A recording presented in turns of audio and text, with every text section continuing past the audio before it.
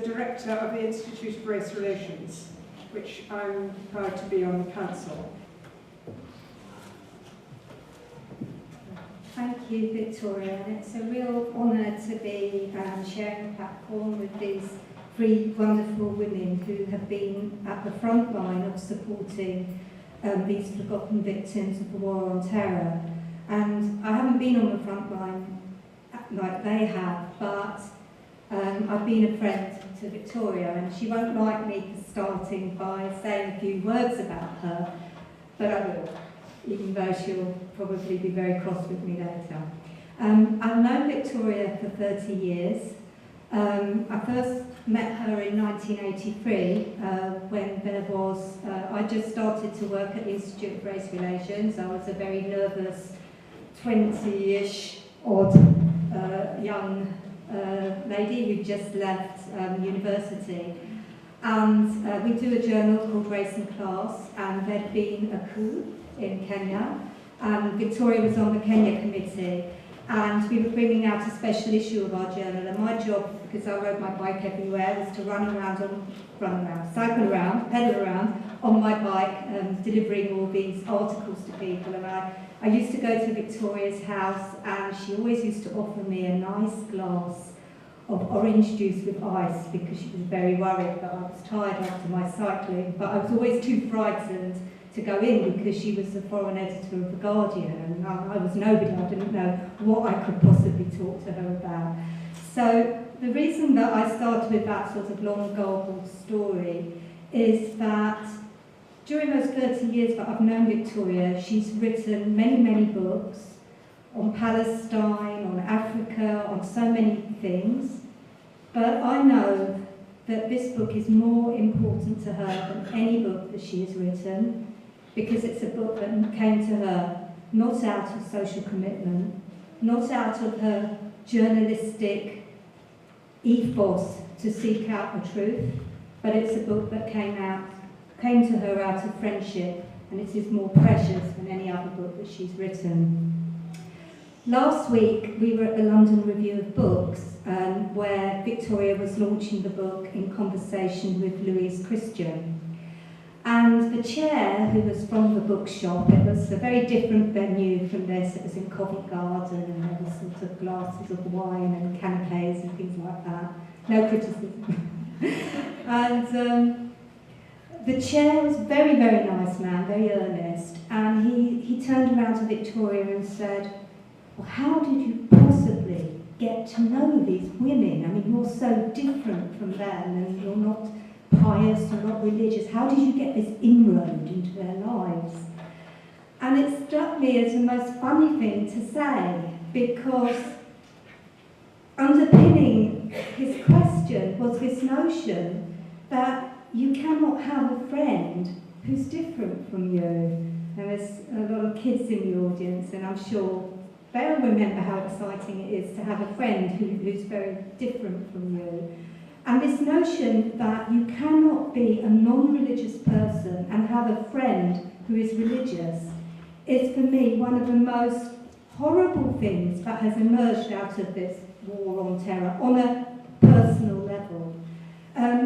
Friendship is about listening, it's about caring, it's about sharing, and if you only do that with someone who's exactly the same as you, it's not friendship, it's narcissism, it's self-love.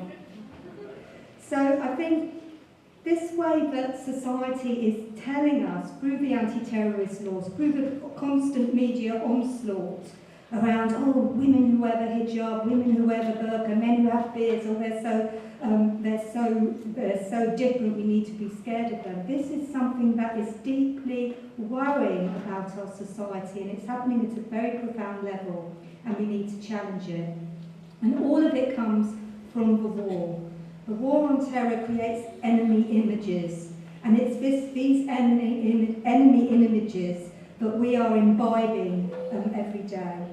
And this is what's so important about this book, because the words of the women in this book teach us all those things at a very simple human level. And I think what Victoria has done, the book is the women's book. It's their words, it's their testimonies. It's their testament. She's just the chronicler. She's the chronicler of other people's stories.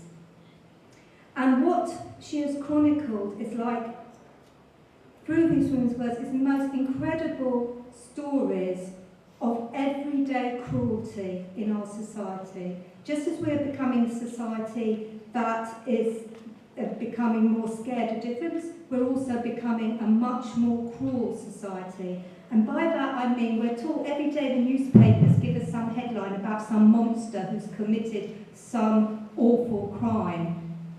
But actually a lot of cruelty comes out of stupidity and comes out of the kind of modern bureaucracies that we live in. This cruelty that's documented in the book is state-sanctioned cruelty, and that's the kind of cruelty which means that individual immigration officers, individual police officers, individuals who think that they are moral people do the most immoral things, like putting Baba Ahmed and Talha Hassan on a plane to the United States of America, where they are going to be treated in conditions which are similar to torture. And this is the thing that is frightening, and this is the thing that the book teaches us.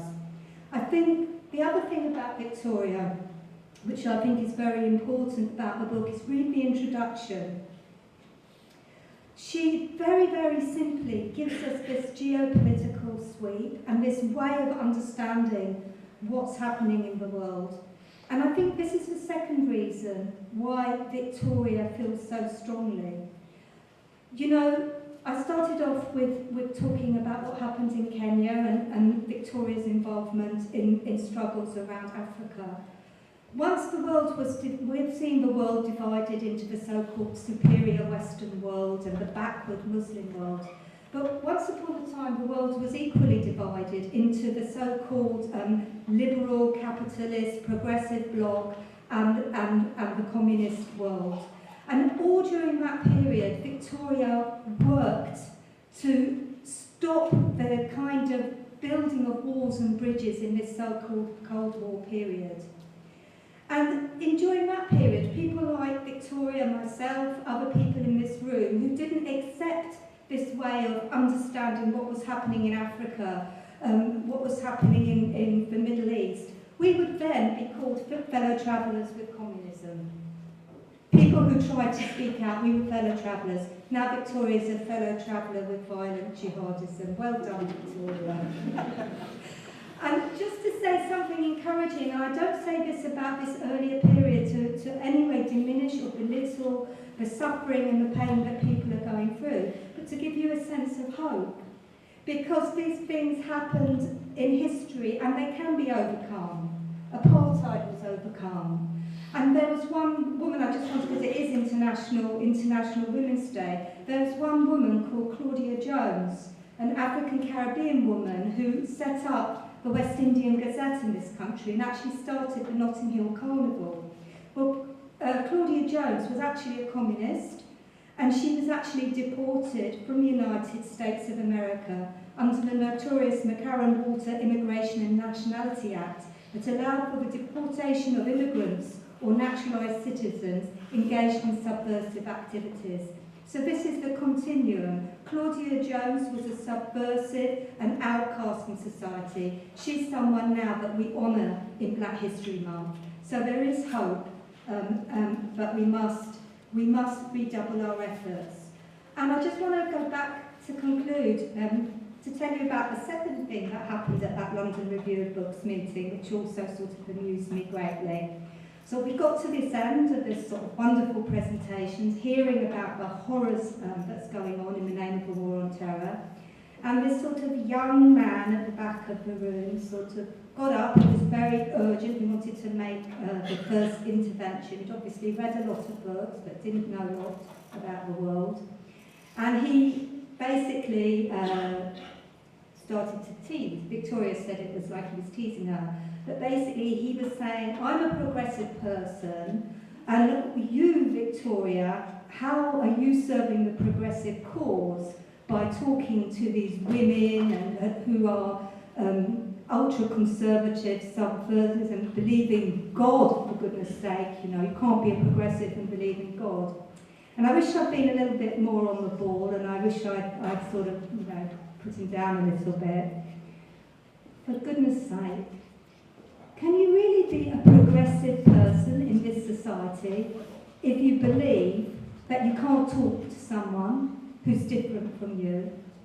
I mean, we're going back to this idea. For me, at the heart of all progressive politics lies pluralism.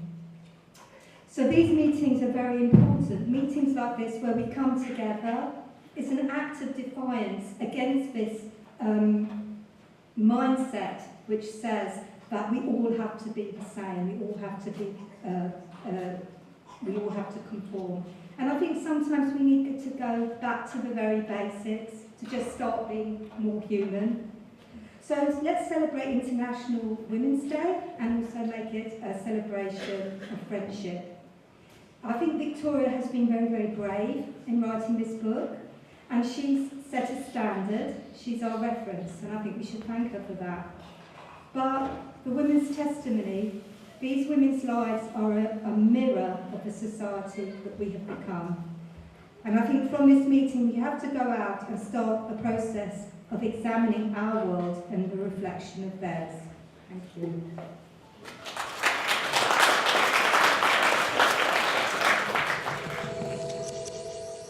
I'm with Liz Fekete, who is the Executive Director of the Institute of Race Relations. Thank you so much for coming to speak to us at this event. We were just talking about what a fantastic turnout it's been. But I don't know if you want to say anything just quickly. Yeah, it's been a great turnout, and particularly the amount of women who came. It's very, very good. Brilliant. I just wanted to quickly ask you, you helped edit the book, am I right? Editor of... Well, I think Victoria's been very generous there. I read earlier drafts and gave comments, but editing the book, no. So for you, you've read the book obviously, what is the most important message of Victoria Brittain's book?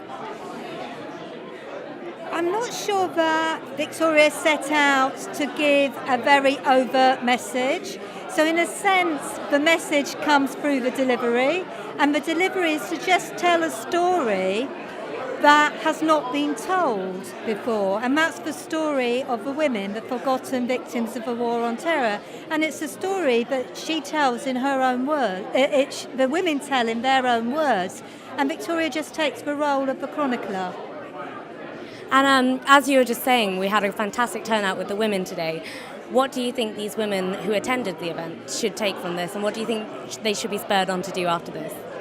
I hope they'll be really encouraged to see that there are many, many women in this country who feel very, very strongly against the demonisation of Muslim women that takes place in their country. So in this country, so I hope that, you know, just by seeing people like myself, Aisha, Victoria on the platform, that they'll get more confidence to actually take on these issues in their daily lives. I think for me, one of the strongest things that you said was, this isn't about victimization, this is about empowerment.